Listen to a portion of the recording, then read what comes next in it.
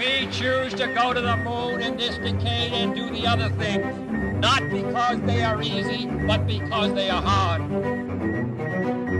If you're going to pick some place to die, then why not Mars?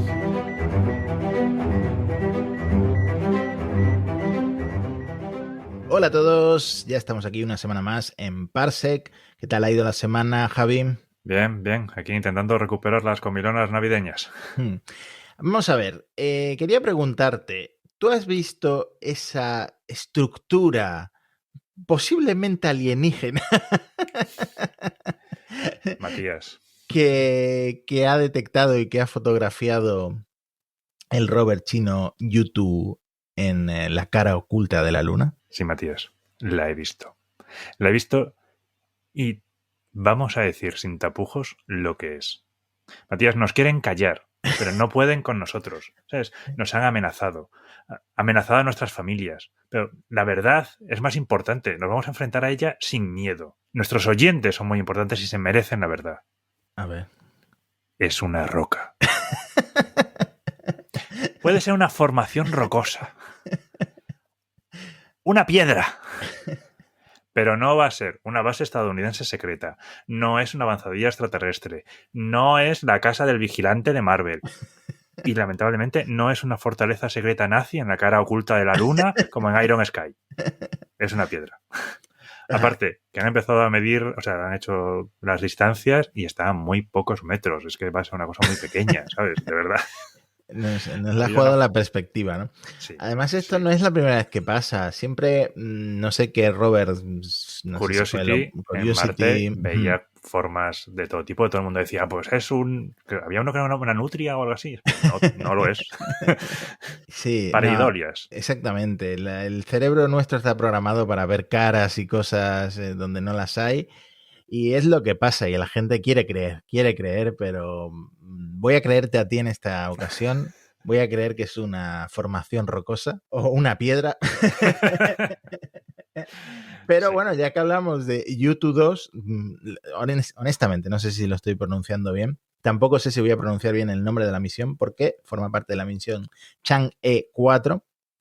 Sí que sé que Chang'e es la diosa de la luna en la mitología china, y sí que sé que este rover, este robot, se lanzó en 2018 y aterrizó, o alunizó, mejor dicho, en enero de 2019. Fue la primera misión en posarse sobre la cara oculta de la Luna, ¿no? Así es, así es. Es una misión pionera en ese aspecto. La cara oculta era desconocida para el ser humano. Precisamente se llama así porque no nos da. La Luna tiene una rotación y una traslación acopladas por acoplamiento de marea y siempre da a la Tierra la misma cara. Conocíamos un poquito más del 50% porque la Luna tiene los movimientos que se llaman las libraciones, que permitía ver un poco más de ese 50%, pero básicamente había un trozo de la Luna muy importante que era completamente desconocido hasta que, por supuesto, los soviéticos, porque al principio del programa espacial todos los logros, todos los hitos eran soviéticos, pues en este caso la Luna 3 fotografió la cara oculta de la Luna por primera vez en 1968. Muy curioso esto, y además pasó mucho tiempo hasta que por fin la sonda Lunar Reconnaissance Orbiter, de nuevo, perdón por mi pronunciación, de la NASA, ya se encargó de cartografiar en detalle toda la cara oculta de la Luna en 2009, pero llegaron tarde porque la mayor parte de los nombres de la cara oculta de la Luna son rusos, precisamente porque los soviéticos fueron los primeros en observarla, ¿no? Claro. Además, esto del lado oculto, cara oculta de la Luna, lo decimos nosotros, pero los anglosajones dicen Dark Side of the Moon, y en realidad está mal dicho porque no es el lado oscuro, no es que no le llegue luz. No, como en tantas otras cosas, los anglosajones están equivocados. Conducir por la izquierda, unidades imperiales, el lado oscuro de la Luna, no, todo mal. Le da la luz, por supuesto, como el lado luminoso, y de hecho es cuando nosotros tenemos luna llena, pues el lado oscuro o sea, el lado oculto es un lado oscuro, correcto, pero cuando nosotros tenemos luna nueva es porque el otro lado está perfectamente iluminado, es como la luna llena del otro lado.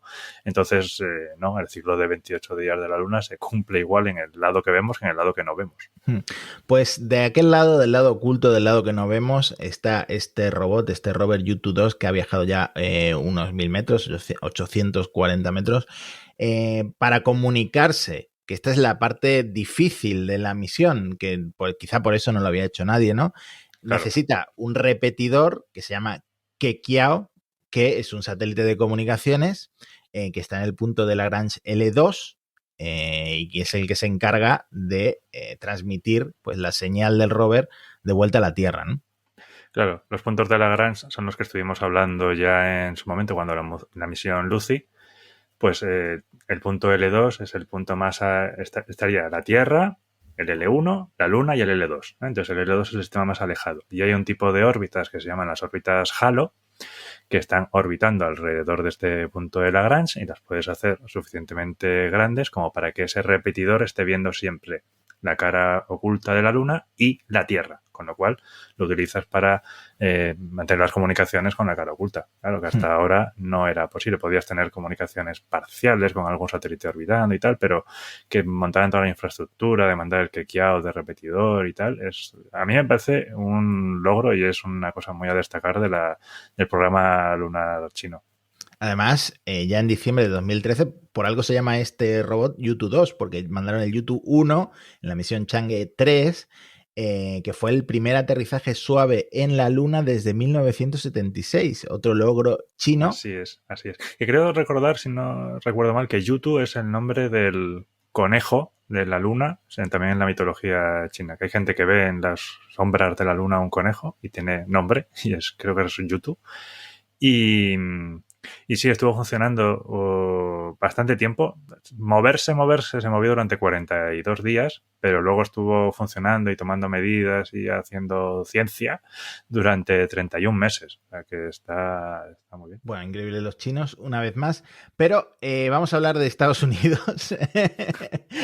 No podemos librarnos. Un país que necesita cobertura mediática, tiene muy poca. Nos quedaba pendiente por repasar la presentación, no tienen absolutamente nada construido, del cohete Neutron de Rocket Lab, que es una de estas startups aeroespaciales pues en boga y en boca de todos, junto con a lo mejor Relativity Space. Las dos utilizan mucha impresión 3D y bueno, se fijan un poco en SpaceX como el ejemplo a seguir. De hecho, Peter Beck, este neozelandés, que es el fundador y el director de Rocket Lab, es un poco como el archienemigo de Elon Musk, ¿no? Especialmente después de que SpaceX se metiera en el negocio de los viajes compartidos para satélites pequeños, que es la especialidad de Rocket Lab con el cohete, el microlanzador Electron. De hecho, el Electron es el segundo cohete estadounidense con más lanzamientos de los últimos años, detrás del Falcon 9 de SpaceX. Ha lanzado 107 satélites, bueno, ya van 108 creo. Tiene una capacidad de 300 kilos a la órbita baja terrestre. Así que bueno, es uno de estos éxitos de este ecosistema de startups aeroespaciales que ha surgido en Estados Unidos. Que por cierto, Matías, ¿Peter Beck se comió su gorra cuando presentó el Neutron? No escupas el agua. Tuvo que hacerlo, lo hizo en vídeo porque había dicho que él jamás iba a hacer un cohete de tamaño mediano ni un cohete reutilizable. De hecho, lo del reutilizable ya lo hizo con el Electron, ¿no? Que está haciendo pruebas con un helicóptero para recoger el cohete que llevaría un paracaídas. También lo recogen del mar, ¿no? Uh-huh. Pero es una forma de reutilización no tan sofisticada como la que han presentado ahora. Pero sí se tuvo que comer su gorra, lo hizo en un vídeo. Yo creo que no lo hizo realmente, que dijeron corta y escupió. Pero si algo tiene en Rocket Lab es que hacen vídeos muy espectaculares y la presentación del Neutron, además de concisa, de ir al grano, fue muy, muy, muy espectacular y muy emocionante de ver, porque no podemos decir que sea un concepto completamente nuevo porque se parece mucho al Terran R de Relativity Space. Yo creo que está hecho para competir con ese cohete, pero también podríamos decir que es como una mini Starship porque es un cohete reutilizable. Además, en forma se parecen un poco. Tiene capacidad de 8 toneladas en su versión reutilizable, luego de 15 toneladas en una versión no reutilizable. Esto lo hace también a veces SpaceX. Si configura el cohete para que no aterrice, pues le caben más cosas, ¿no? De más masa. Claro, porque no tienes que gastar el combustible para volver a donde has salido o a la Exactamente. A la Tierra, vamos, a la barcaza. De dimensiones, pues es un cohete de 40 metros de altura, un cohete mediano, y está diseñado ya desde el principio para las megaconstelaciones de satélites de las que vamos a hablar en un momento. Además tiene una cofia de 5 metros, o sea que le caben satélites bastante grandes, tiene un peso de 480 toneladas, que es relativamente poco porque lo han hecho de material compuesto basado en fibra de carbono, ¿no? Un composite de fibra de carbono, como se dice en inglés, que es más ligero que el aluminio y que se fabrica con técnicas de impresión 3D para abaratar costes, porque un problema que tiene este material basado en fibra de carbono, este material compuesto de fibra de carbono, es el precio, pero son más ligeros a cambio de que pueden dar ciertos problemas con propelentes criogénicos, es decir, a baja temperatura pues a lo mejor no te conviene tanto usar este material. No lo tienen claro. De hecho, no lo tenían tan claro porque en marzo presentaron otro diseño completamente diferente y ahora de repente te vienen con esto, pero el cohete queda muy chulo en negro, claro, porque al final ese aspecto de fibra de carbono es bastante futurista. Es reutilizable solo la primera etapa y también la cofia que va como anclada a la primera etapa y además tiene un diseño como de pétalos que se abren, ellos le llaman Hungry Hippo, de hipopótamo hambriento, ¿no? Como el juego de mesa este de los hipopótamos, de comerte bolas. Exactamente, ese mismo, porque en lugar de separarse y caer al océano, pues se abre, deja salir la segunda etapa con la carga útil y se cierra.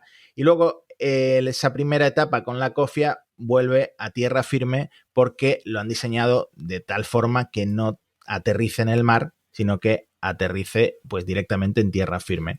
Es un concepto muy interesante de segunda etapa, es completamente novedoso, creo yo. Eso de que no vaya la segunda etapa unida al satélite, sino que va como colgando de la cofia y tal. Es muy curioso.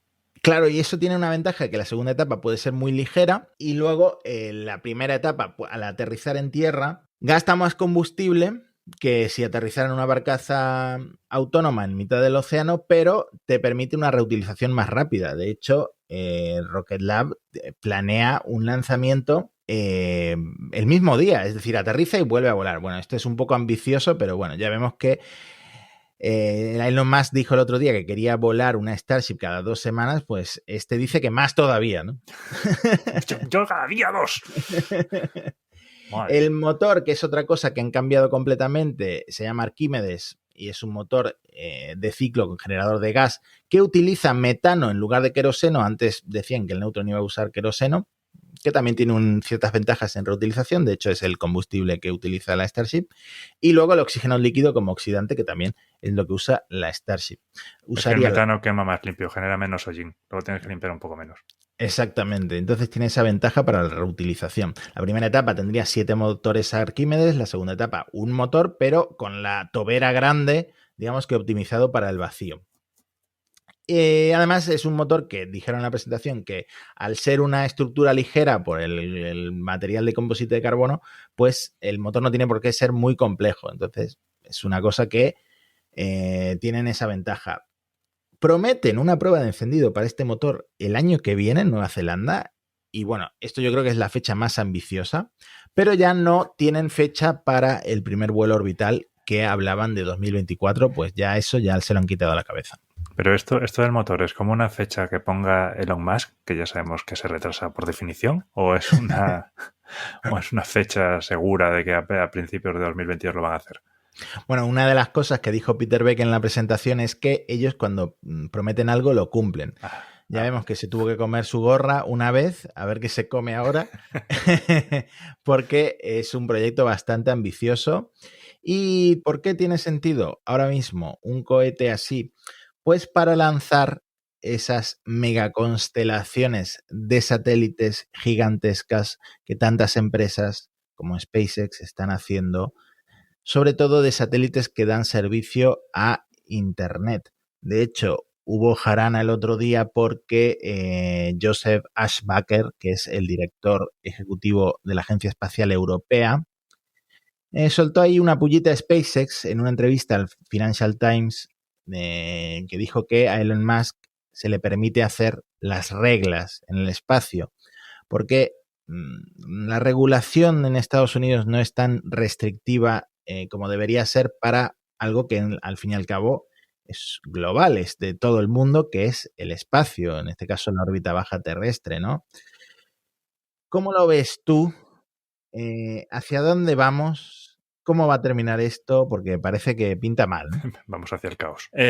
Sí, pinta mal. Las megaconstelaciones son un concepto interesante en el sentido de que tú quieres dar conectividad a todo el mundo. Si lo das desde geo, que es lo que se venía usando para satélites de telecomunicaciones, pues tienes siempre una latencia. Los satélites en geo están a 35.000 kilómetros de altura y, bueno, la velocidad de la luz es muy rápida, pero pues ya son 70.000 kilómetros que tienes que recorrer en ida y vuelta, que igual pues estás en el Fortnite y te matan, ¿no? Por esa latencia.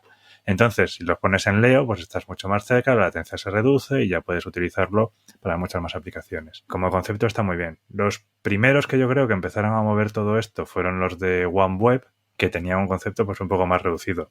680, 620, alrededor de 600 o 700 satélites eran los que planteaban. Desde mi punto de vista, cuando empezaron a plantearlo, ya me parecía un número brutal, porque no había en ese momento nadie que tuviera ese número de satélites. Y luego hubo varios que siguieron la tendencia, Spaceship con Starlink, y ya ahí presentaron ya números salvajes de constelaciones donde querían mandar 12.000 o en una segunda fase 40.000 y ya los números se te van y ya no eres capaz casi ni de abarcarlos. Todo está bien como conceptos, pero de repente empezamos a lanzar satélites y empezamos a lanzar muchos satélites. Y ahora mismo Starlink tiene lanzados, no sé si son 1.400... Más bien 1.800. Y hoy han lanzado ya 52 más. Creo que operativos pues habrá, no sé, 1.700 o una cosa así. O 1.500 incluso. Una burrada. Y entonces, cuando ya los tienes en vuelo, empiezas a ver algunas de las consecuencias. Consecuencias que nadie había pensado. Algunos igual ya se lo esperaban, pero no los que lanzan los satélites o los que tienen que regular estas cosas. Y es, por ejemplo, interferencias en los telescopios. Esos satélites empiezan a aparecer en las observaciones astronómicas. Por supuesto, los científicos y los astrofísicos empiezan a poner el grito en el cielo. Starlink, pues bueno, hace algunas pruebas y... Está el meme este de rayar imágenes con líneas de Starlink, claro, entre los astrónomos, porque es básicamente la interferencia que hacen en sus observaciones, ¿no? Se ven como muchas rayitas atravesando al fin las observaciones, las fotos que hacen los telescopios. Exactamente. ¿No? Que no sé si Elon Musk dijo, medio en serio, medio en broma, que bueno, eso se soluciona poniendo telescopios en el espacio. Y bueno, igual no es tan fácil, ¿no?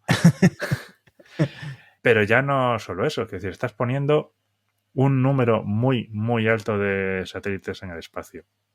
Cuando hagamos el programa de basura espacial, pues hablaremos de esto, pero el número de avisos que puede haber por colisiones se ha incrementado significativamente ahora con los Starlink en vuelo. Si no recuerdo mal los números, creo que tenían, igual ahora ya no están actualizados, ¿no? Porque como ves no estoy muy al día en los satélites, pero creo que tenían como 1.700 alertas de colisión a la semana, que eso me parece una cosa brutal. Así. Y añade una segunda derivada, que es todo esto de que estén haciendo ellos las reglas en el espacio. Los Starlink tienen un sistema de evitar las colisiones de forma automática, ¿no? Los satélites pueden decidir si maniobran o no para hacer una evasión, pero claro, eso no está planeado. Y tú, para tener los demás operadores, ¿no? Para saber si van a tener una colisión o no, se basan en conocer la órbita de los otros satélites. Si un satélite cambia su órbita por su propia, a motu propio, pues tú no sabes dónde va a estar el satélite en el futuro, porque ya has perdido ese conocimiento.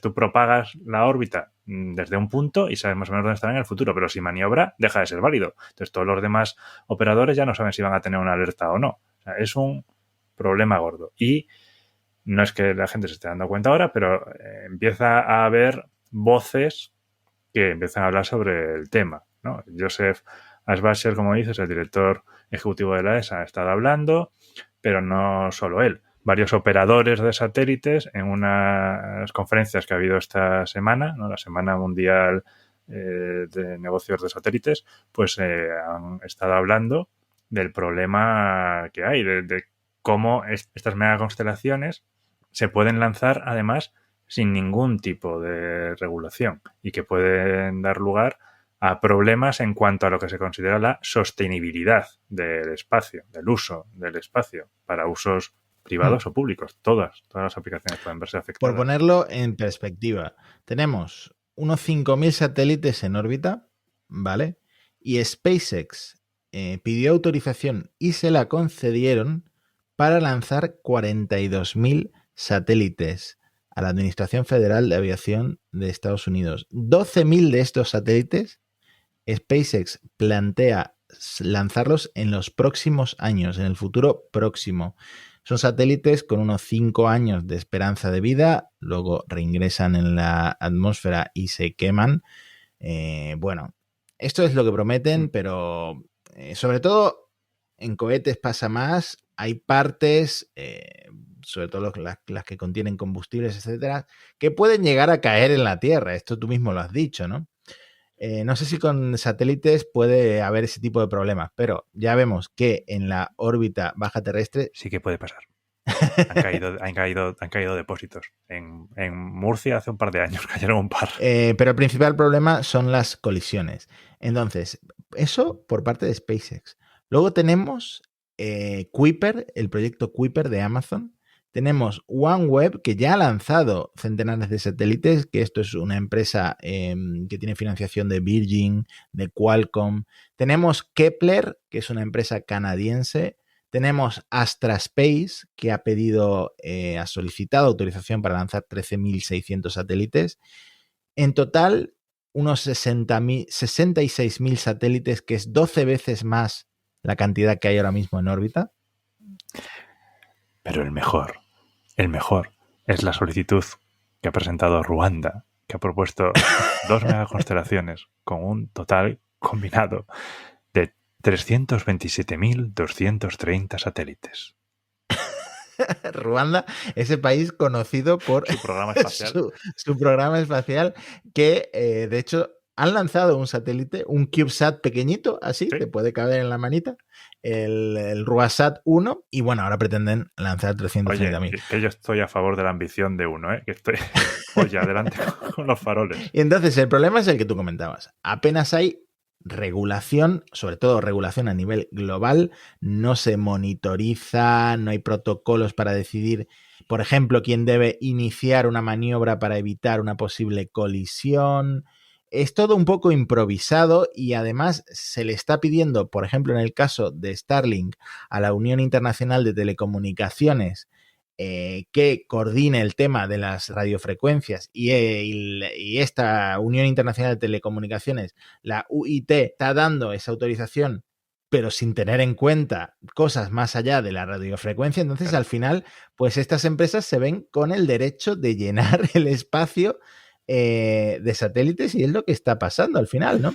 Sí, esto es, pues en estos días hacía una presentación Caroline Porco, que es una científica de la NASA, estaba muy implicada en Cassini y bueno, tuvo mucha relación con Carl Sagan en su día, y ella hablaba de lo que se conoce como la tragedia de los bienes comunes, ¿no? Es un principio económico que se podría resumir muy resumidamente como en lo que es de todos no es de nadie, ¿no? Nadie vela por ello.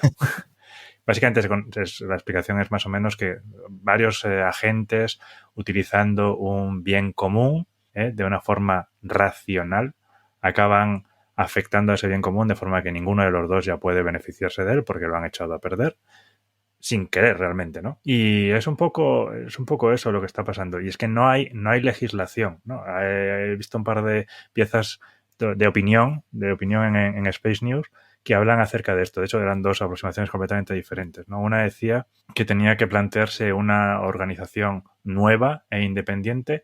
Hablaba, por ejemplo, de que, claro, está la ITU, pero la ITU en principio tiene cierta potestad sobre las radiofrecuencias, pero sobre todo tiene cierto control en la geoestacionaria. Fuera de la geoestacionaria tampoco tiene tanto control.